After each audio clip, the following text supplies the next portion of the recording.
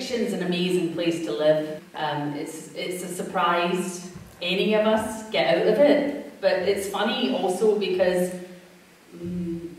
right at the depths of insanity with addiction is just one change and you're right back in sanity again. You know, it's often a condition that resolves itself with one thought. I think my thought was, I just can't do this anymore. So I spend a lot of time talking to addicts in recovery, and one of the fundamental questions we come to in recovery is, who am I?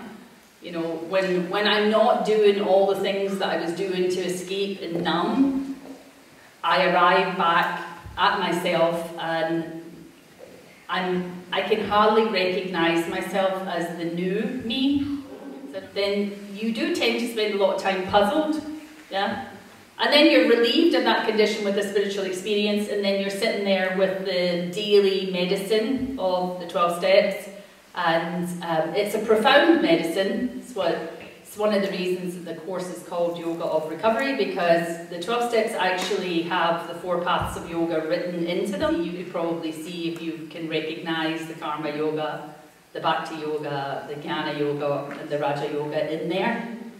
I think really what makes Yoga of Recovery sort of more unique and more targeted in a way is the fact that we have the Ayurveda piece, which is like the bridge from this aspect of people sitting in a 12-step room talking about having a spiritual malady and using a set of tools to maintain a fit spiritual condition on a daily basis, so that they have reprieve from what is a lifetime disease, chronic, progressive and fatal, all these descriptions of it.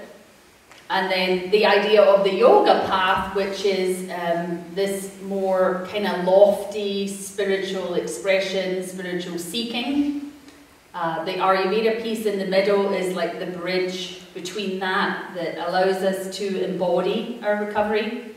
So the 12 steps in themselves don't have any physical recommendations whatsoever about diet or exercise or anything else. The medicine that I'm now involved in really is an individual medicine. So we're looking at each individual and see how they manifest the imbalances according to their own constitutional type. But the cause of disease was just so interesting for me in Ayurveda that it's become, like I just taught it down in Florida as a 7-day course. And people are sort of captivated for 7 days to look at the cause of disease, because the cause of disease leads you to the solution. So that's the one thing that we start Yoga of Recovery with, is that if we can understand the nature of the suffering, how we understand the suffering is going to lead us to the solution. And so we spend a lot of time on that in the Yoga of Recovery setting. So the cause of disease, apart from that spiritual aspect, is the misuse of the senses. So this idea of, again, it's a confusing thing in our society, who is the addict? So there's a lot of people who wake up to a sort of chronic level of mental suffering before they get out of bed in the morning, just as they move towards facing their day, in a sort of sense of dread or not being able to live up to their best intentions, or regret for what happened the day before or the week before, projection into what they want to have happen, and you know, the whole missing the present piece, that a lot of people, that's what happens when they open their eyes in the morning. So we wouldn't need to necessarily call them an addict, but a lot of that behaviour that will happen when the foot hits the floor and the day happens will start to look a lot like addiction. It's an interesting thing now that there's something that I refer to as the spread addiction now, which is probably going to be one of the more dangerous things for people. And that means that we've got so many things that we can be addicted to now that no one can really pin it down anymore. So the main thing now is that people have easy access to so many things that they're able to hide that desperately seeking behaviour into a different thing every night of the week. And so, although people around them feel there's a sort of craziness around them, a sort of chronic level, restless, discontent feeling around them, no one's able to pinpoint it, because you're not going to find, the way we used to find in my house, because I had an alcoholic mother, like empty litre bottles of vodka or anything. So this was, you know, this is definitely a problem. Now people can spread that into 7 days of the week, 7 different friend sets, 7 different things that they're up to. And really what I know about that is that it involves alcohol, but not drinking alcoholically. It involves marijuana. It involves pharmaceutical drugs. It involves fasting and exercising and dieting. And it involves some of the real big ones that are driving people crazy now, Facebook. It involves Netflix binging, and so much more. Like it has a lot to do with the internet and other things that people are up to on the internet, which was recently a Time magazine article. So all of those things that people are sort of into all day, every day, parts of the day, and it's all very hidden and secret. So some people know about it, some people don't. You're never quite transparent with anyone.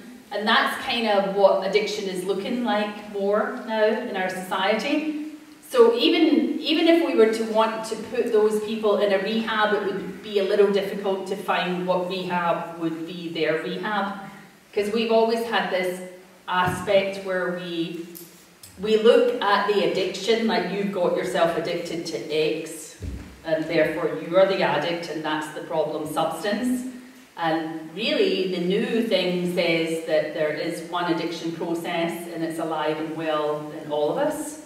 And there's always been this aspect of accessibility. The more accessible a thing is, the more likely you're going to see repercussions about our improper use of that thing to deal with what is an emotional problem. You know, so at the psychological level with addiction, we are dealing with a fairly deep-rooted emotional problem. And so again, Ayurveda and yoga are almost perfect medicine for that, because we can apply the medicine to what is arising now without having to strongly label it as something. The labeling system, I think, it's more necessary for a disease-based medical model that deals with insurance and codes and things.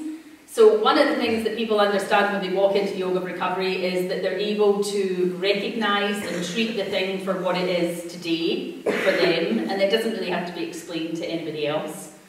And if you've ever dealt with the addictive problem in your life or in the life of others, that's a pretty big statement to make, because again, trying to pin the problem down to a particular behaviour is very difficult, because once you stop one thing, it usually shows up somewhere else.